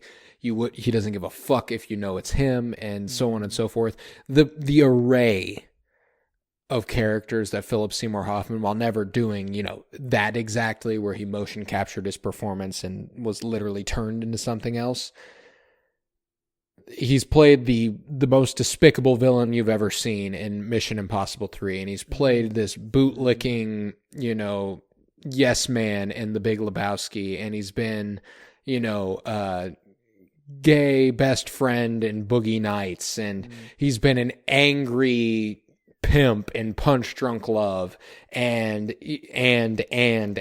like, this guy is, there's this incredible scene in Punch Drunk Love whenever Adam Sandler, this is like Adam Sandler's original serious role, by the way. Paul Thomas Anderson directed, a guy who did One Battle After Another. Adam Sandler stars opposite Emily Watson in a romance movie, and the premise is that Adam Sandler it has been calling a sex line for companionship, and then they like steal his information and stuff, and now he's being scammed by them. So he's trying to hide that while falling in love with this woman, and so on and so forth. So he gets a hold of somebody, and it's Philip Seymour Hoffman eventually. And he has this scene, and you've almost certainly see it where he goes, "No, shut the fuck up. You shut the fuck up. Shut the fuck up." And that's Philip Seymour Hoffman in Punch Drunk Love. And in context, it's fucking hysterical. Like, it is so funny. And he's got so many movies where he is so ridiculously funny in a way that is so subversive, and you would never anticipate it. And then he's got roles where, like, he's just super on the nose funny, like Along Came Polly, the rom-com with Ben Stiller and Jennifer Aniston. The introduction of Philip Seymour Hoffman's character in that movie. The idea is that Ben Stiller is getting married at the beginning of the movie, and Philip Seymour Hoffman is his best man. He walks into the room and goes, "What's up? Best man in the house." He steps onto the dance floor and fucking plants, like slips and hits himself on the ground as hard as anyone ever has. And it is so fucking funny. Like, and again, like, that physical comedy, I know it's so, like, you'd think that's easy. It's the first thing that makes kids laugh at the second they know things are funny. It's physical comedy. The first time a kid laughed, it was probably because something made them laugh that somebody did physically. It's the first thing you can process. But that ultimately makes it the funniest thing anybody can do, like, forever. Because, like, if you could pull that off well, and you can make me laugh as an adult at something like that, I know you are so fucking funny, And his story, just generally, his battle with addiction and ultimately succumbing to it, is devastating. And the way that he channeled such profound depth in Capote in Synecdoche, New York, and Twister's not really a deep role, but he's fucking great in it, and Moneyball, and Boogie Nights, and Magnolia, and Mission Impossible 3, Staten, Maine is a good, like, this dude has just been all over the place. And The Master, I didn't even mention The Master, another Philip Seymour Hoffman movie, holy shit, gold. Joaquin Phoenix, Amy Adams, Philip Seymour Hoffman, Rami Malek, Laura Dern, Jesse Plemons. Insane cast, insane movie. The Master. Philip Seymour Hoffman plays a cult leader in that. He's gold. One of the GOATs, and is generally regarded as such. There's nothing underrated about him because everybody recognizes him as one of the greatest. But his most underrated role is so easily Mission Impossible 3. Owen Davian is one of the best movie villains ever, and I love him in it. So, Philip Seymour Hoffman, 13. Yeah, okay. Let's see, making sure I have it right. Yes, I do. Okay.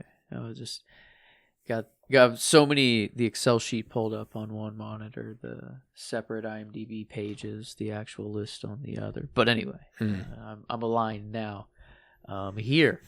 is where I do have some Spider-Men on the list. And this is one of them.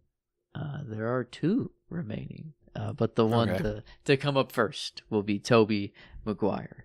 The other will come later, but I do. Yes, you did mention that he was off your list this episode, which is, but no, he had to be on mine. I mean, this was one of the only VHSs that I blew up because I watched it so much that it was. I mean, not even our own VHS, a Blockbuster VHS that I continually rented over and over. And then eventually the dude just let me keep it because I rented it so much, and then I blew up the shit out of that thing, and then had to get a new one. And then we just actually bought one from the store at that point. I think I do still have that VHS. It's in a bin in our closet now, which is I think I actually need to go grab that. And just take that with me everywhere I go now. That I can't. I don't know how that's not actually on my like this physical display of movies and stuff. Like anyway, but yeah, no, it's pretty much why he's here is Spider-Man. And you know he does have some other roles that are nice. But Babylon, Gatsby, that I do like him in, but I'd be lying if I, he's here for Spider-Man. It's Peter. That's who I grew up with, and that's my guy. So I mean, I was like, no way. Like I don't know, maybe you just knew that he was coming up on my list or something, but like I had a feeling to mention him. I was like, I almost just had to pull trigger and be like, oh yeah, no, he's right here during this episode, but then he's like, he's almost at the end of the episode, so I'm like, I'll wait, he actually stars in a movie opposite Natalie Portman. Just a connection there.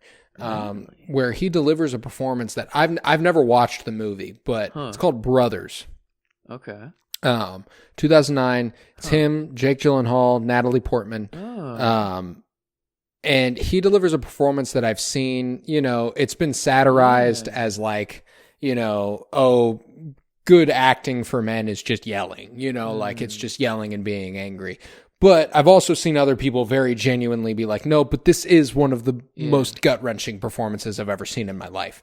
And I've never watched it, but I've always heard really good things, and therefore it's really high on my watch list. Brothers, just worth checking out, because I will at some point. I just never have. Yeah, but no, he had to be here off the foundation of Spidey alone, and then but then every when he wasn't Spidey, it was very nice to see that he just, and it's a weird thing that like to be so much a character that you probably want to be seen as the actor. We said like, Tom Cruise or like these people that you just see them if they can become the character, that's a really good thing. But like I only saw Spider-Man and like even Gatsby, and it's like how, because it's just ingrained into my brain. But then I don't know, like Babylon, I feel like once I got there, dude, I he's a fucking freak in that. Yeah, I know. Yeah, it's so different that he was no longer Spider-Man in Babylon, so that was Spider-Man. the first time where he wasn't. But yeah, he had to be on my list. Couldn't quite, I tried to get him in the top 10. But then, like, you got to just be honest with yourself. You do. So and couldn't quite. Well, that means if I'm doing my math right, we do have someone in common in the top 10. Okay. At least. Yeah. Okay. But yes. Oh wow. Yes. Yeah, well, at definitely. Least. We definitely. My money is on 3 people in our top 10. By the way, being overlapped.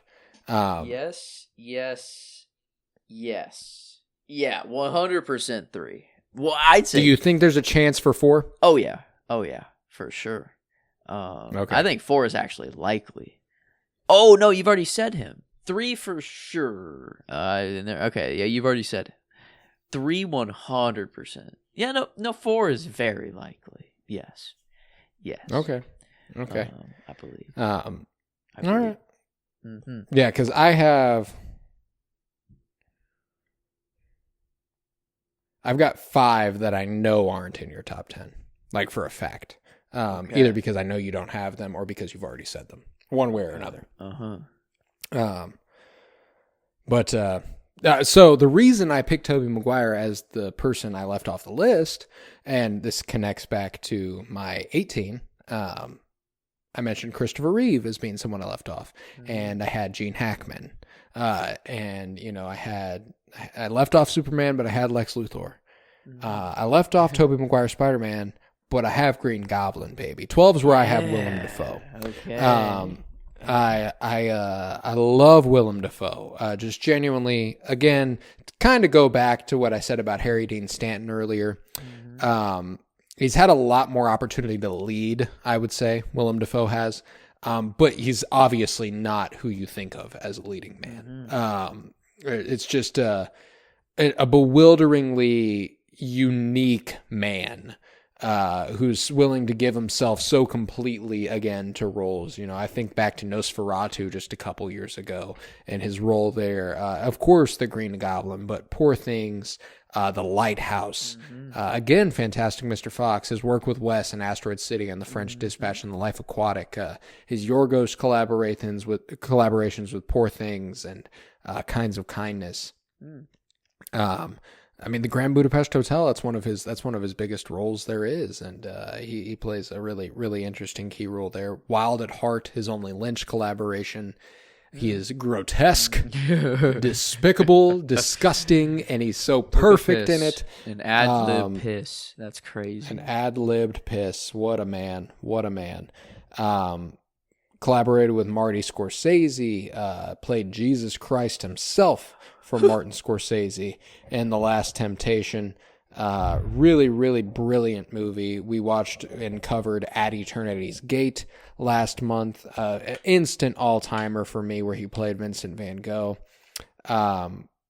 Basquiat and To Live and Die in L.A. and The Loveless. Just a really, really long and full career of fascinating performances where he just surrenders. He's just so unabashedly whatever the movie needs him to be. And he's so weird. He's such a freak. His dick is huge, apparently. Love Willem Dafoe. Just a confirmed fact. I love that it's just like everyone knows that everyone knows Willem Dafoe's dick is huge. He's hung. Yeah. Like it's apparently it's like it's gotten in the way at points. Like that's the kind of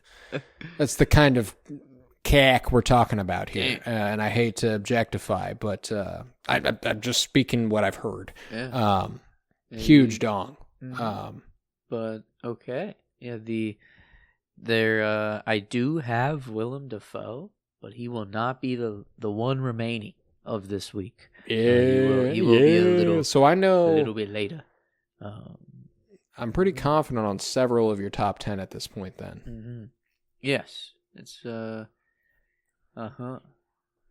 it's probably at this point. The process of elimination really it goes a long way. Yeah, yeah, but yeah, he will be coming next episode. So not quite, but okay, pretty close. I've got a guess on who your 11 is. I will confirm or deny if I'm correct when you reveal it. Okay, it is because I'm like I don't know that they'll be top 10.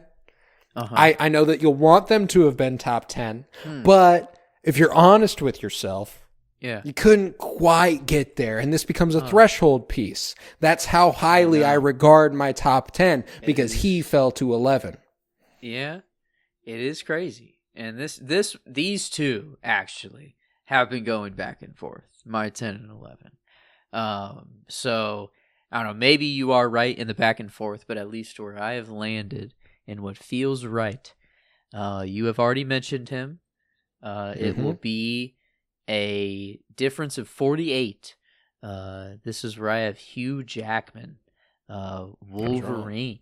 And so above Spider-Man. I know who your 10 is, though. Okay. Yeah. Okay. So it was the flip, and yeah, I needed him in my that was the that makes sense. Maker. Now that you've told me who your 11 is and it's Hugh Jackman, like yeah, that makes sense to me. I completely get that. I completely get how that happened. So that makes sense. That tracks. But I do love Wolverine. I got in the X-Men camp a little late. But then even the Prisoners camp even later. That's an incredible role of his. But I really love Prestige as well. That's a movie I've loved for a while. And he's really, really good in that. And so I've loved him for a while. And then every time I see him in an interview, he just seems like such a nice and genuine guy. And every other actor that's worked with him says he is as such. And like, I don't know, he just feels like I need to see like The Greatest Showman or like his other movies, because I feel like he's so much more talented than I even know of.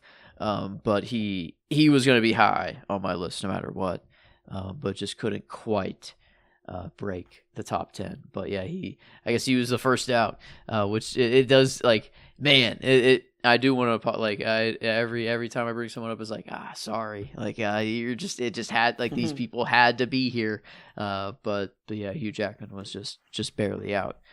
So still, yeah, not a big difference, but not the biggest, that's for sure. Not even of this episode, but no. I guess Jim Carrey. And I mean, I know who will be the biggest difference.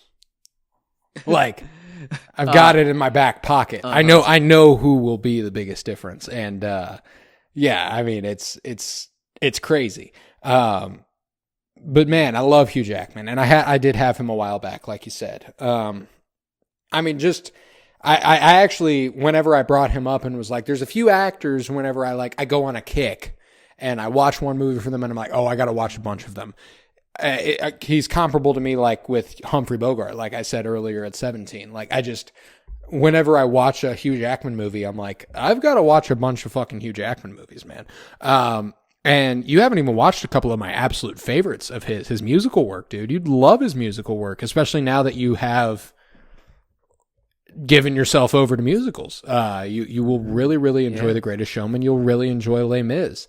I think that you'll find yourself having a great time with both of those movies. So he can only go up for you, which is crazy. Here at 11. Oh, yeah. But my 11. Yeah. You got any guesses? You got anybody that you're holding on to? You don't have to say it out loud, but you can confirm or deny it once I reveal it. Let's see. Every possible overlap. Well, I'm going to say, he's probably in your top 10, though. I don't know. But that surprised me. Willem Dafoe, I guess, kind of surprised me being outside. But I'll have a guess. I do have a guess, but... Okay. Okay, my 11 is somebody you already said. Okay, I'm already wrong. And not... Okay, I was going to say, and not far back. You said him this episode. You alluded to the fact that I would probably have him, and I do. 11 is where I have Cillian Murphy. Yes. I love Cillian Murphy. I mean, really, really singular. Oppenheimer, of course, is perennial work. Just if there are very few actors who can be quite as proud of a turn as he should be for Oppenheimer, it's an amazing performance and an amazing movie.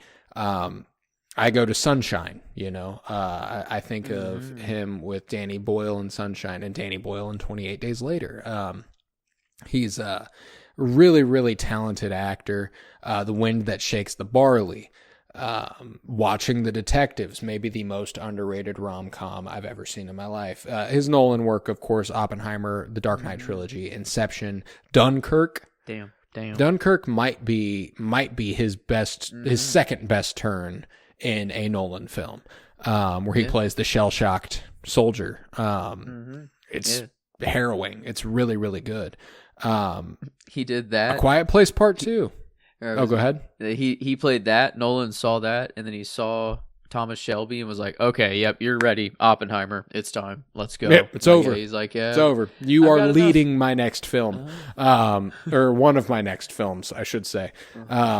Yeah, just a brilliant movie star who has been in Nolan movies for 20 years, which is I mean, it's a long time to work with a guy. That's pretty awesome. He also has gotten a chance to work with iconic horror director Wes Craven, the gentleman who directed Scream and A Nightmare on Elm Street. He starred opposite Rachel McAdams in the movie Red Eye. You would love Red Eye. You have got to watch Red Eye. Genuinely brilliant thriller. His work with Tim Mylance, who was a director frequently on the Peaky Blinders.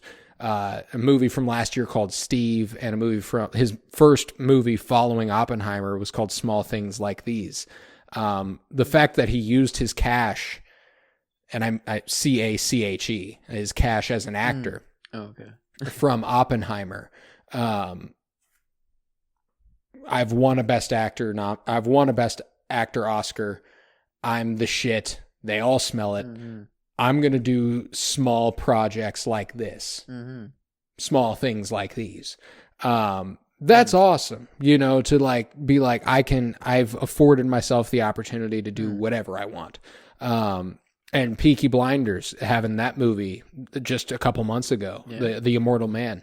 Not a super great movie, but a great performance nonetheless from Cillian Murphy.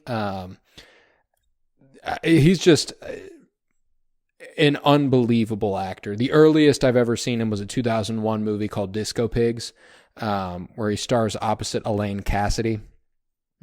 Oh, he plays a freak in that. It's a lot of fun. And he is a baby. Like, if you look up Cillian Murphy Disco Pigs, you'll be like, he was ever that young, and he's like 25 or something like that. But he still just looks so baby. Oh my God. Wow. Yeah. No. I mean, he's in a movie with Brie Larson, from like 10 years ago now, called Free Fire. That's a fun movie. Again, not a great one, but a super fun one. He's done a ton of stuff, like deceptively so. He just keeps popping up in things, and you're like, this guy's good. On Free Fire. This Cillian. Yeah. 70s. Yeah, very 70s. Okay. It's all set over the course of it's a real-time movie, so it's 91 minutes, and it takes place over the course of 91 minutes. Okay. Yeah, cool. It's fucking cool. Dig. Huh. Yeah. Red Lights, I brought that up earlier. Bob De Niro, Sigourney Weaver, Elizabeth Olsen, Cillian Murphy. Yeah, just an incredible actor who's done a ton of incredible work. But yeah, Oppenheimer is kind of a crowning achievement on anybody's career. So hard for me to tell you that I have a different opinion of what his best is. But yeah, he tops my list this episode, and he is the first one out of my top 10. And this episode ran a hell of a lot longer than I expected it to. So the top 10, I have a feeling we're going to be up late. But yeah, so that's the episode. Let's go ahead and run it back. Give me your 11 through 19. Okay. At 11, I had Hugh Jackman. 12, Tobey Maguire. 13, Natalie Portman. 14, Cillian Murphy. 15, Matthew McConaughey. 16, Sir Christopher Lee. 17, Jim Carrey. 18, Tom Cruise. And 19, Anne Hathaway. Help me, Tom Cruise. Yeah, that's good. That's good stuff. Mine is 11, Cillian Murphy. 12, Willem Dafoe. 13, Philip Seymour Hoffman. 14, Denzel Washington. 15, Frances McDormand. 16, Harry Dean Stanton. 17, Humphrey Bogart. 18, Gene Hackman. And 19, Meryl Streep. And I don't think there's undoubtedly not a better episode as far as talent is concerned. Like, I was listing them in a row there, and I'm like, holy shit. That is insane. I don't even think my top 10 has as much talent as the 11 through 19. Like, that's an insane degree of prowess in front of the camera there. So absolutely adore it. That is the conclusion of our penultimate episode of the Top 100, and all that's left is the Top 10, which is readily available for you now, baby, so go ahead and check it out. And with that, we will conclude. I was Colton Robertson. I was joined by Joseph George. Thank you very much, homie. Oh, thank you for having me. It's always a pleasure to be here, homie. Oh, and it's always a pleasure to have you. And remember, peace, love, and bloom, and fuck ice.